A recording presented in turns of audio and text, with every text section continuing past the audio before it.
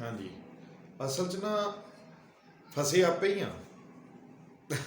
ਆਪੇ ਤੰਗ ਹੋਏ ਆ। ਗੱਲ ਕਿਸੇ ਦੇ ਤੇ ਕੋਈ ਵੱਸ ਦਾ ਰੋਗ ਨਹੀਂ ਹੈ।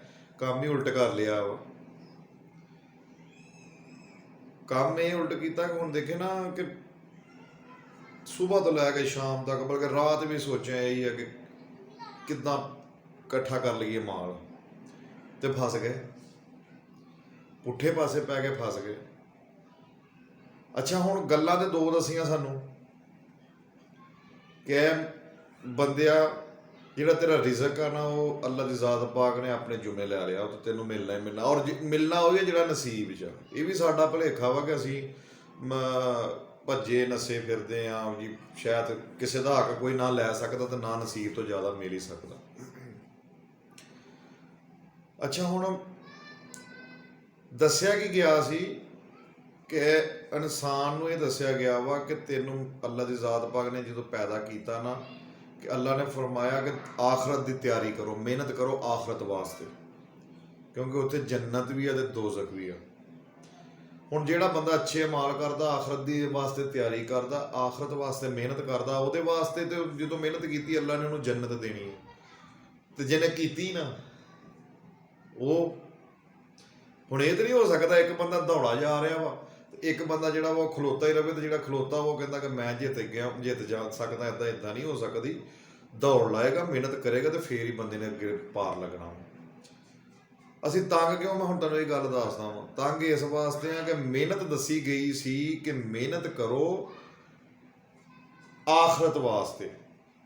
ਰਿਜ਼ਕ ਜਿਹੜਾ ਵਾ ਉਹ ਅੱਲਾ ਦੀ ਜ਼ਾਤ ਪਾਕ ਨੇ ਜਿਹਨੂੰ ਪੈਦਾ ਕੀਤਾ, ਉਹਦਾ ਰਿਜ਼ਕ ਲਿਖ ਦਿੱਤਾ ਵਾ, ਉਹਨੂੰ ਮਿਲਣਾ ਹੀ ਮਿਲਣਾ ਵਾ। ਇਹ ਹੀਲਾ ਕਰੋਗੇ, ਕੋਈ ਨਾ ਕੋਈ ਤੁਸੀਂ ਹੀਲਾ ਕਰਦੇ ਹੋ, ਤੁਹਾਡਾ ਵਸੀਲਾ ਬਣ ਜਾਂਦਾ। ਕਈ ਵਾਰੀ ਤੁਸੀਂ ਵੇਖਿਆ ਹੋਣਾ ਵਾ ਕਿ ਤੁਹਾਡੇ ਖਾਬੋ ਖਿਆਲ 'ਚ ਵੀ ਹੁੰਦਾ ਜਦੋਂ ਤੁਹਾਨੂੰ ਰਿਜ਼ਕ ਆ ਜਾਂਦਾ, ਕਿਉਂਕਿ ਇਹ ਅੱਲਾ ਦੀ ਜ਼ਾਤ ਪਾਕ ਨੇ ਤੁਹਾਡੇ ਮੁਕੱਦਰਾਂ 'ਚ ਲਿਖ ਦਿੱਤਾ। ਇਹ ਤਾਂ ਤੁਹਾਨੂੰ ਮਿਲਣਾ ਹੀ ਮਿਲਣਾ। ਅੱਛਾ, ਹੁਣ ਅਸੀਂ ਕੰਮ ਉਲਟ ਕਰਤਾ।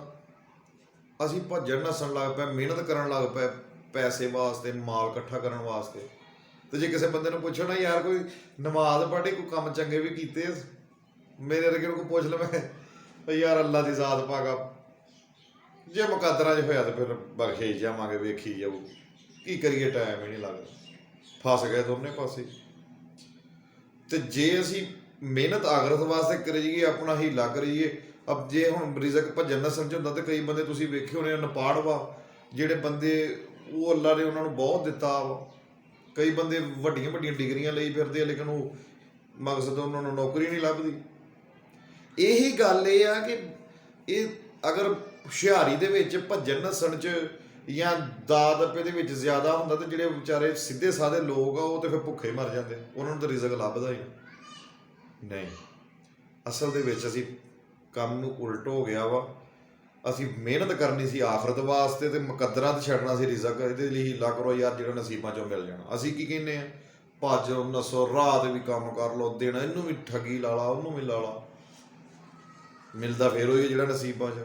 ਆਖਰਤ ਅਸੀਂ ਛੱਡ ਦਿੱਤੀ ਆ ਮੁਕੱਦਰਾਂ ਦੇ, ਫਸ ਗਏ। ਇੱਥੇ ਵੀ ਫਸੇ ਆ, ਅੱਗੇ ਵੀ ਫਸੇ ਹੀ ਰਹਿਣਾ।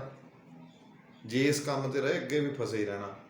ਗੱਲ ਕਰਨ ਦਾ ਮਕਸਦ ਇਹ ਆ ਕਿ ਇਹ ਤਾਂ ਦੁਨੀਆ ਨੂੰ ਤਾਂ ਛੱਡਣਾ ਹੀ ਹੈ ਇੱਕ ਦਿਨ, ਲਿਹਾਜ਼ਾ ਅਗਲੇ ਵਾਸਤੇ ਸਾਨੂੰ ਮਿਹਨਤ ਕਰਨੀ ਚਾਹੀਦੀ। ਅਸੀਂ ਬਹੁਤ ਗਲਤ ਰਾਹ ਤੇ ਚੱਲ ਗਏ। ਅੱਲਾ ਦੀ ਜ਼ਾਤ ਪਾਕ ਸਾਨੂੰ ਸਾਰਿਆਂ ਨੂੰ ਸਿੱਧੇ ਰਸਤੇ ਤੇ ਚੱਲਣ ਦੀ ਤੌਫੀਕ ਅਤਾ ਫਰਮਾਏ, ਤੇ ਰਿਜ਼ਕ ਸਾਰਿਆਂ ਨੂੰ ਅੱਲਾ ਦੀ ਜ਼ਾਤ ਪਾਕ ਹਲਾਲ ਰਿਜ਼ਕ ਅਤਾ ਫਰਮਾਏ।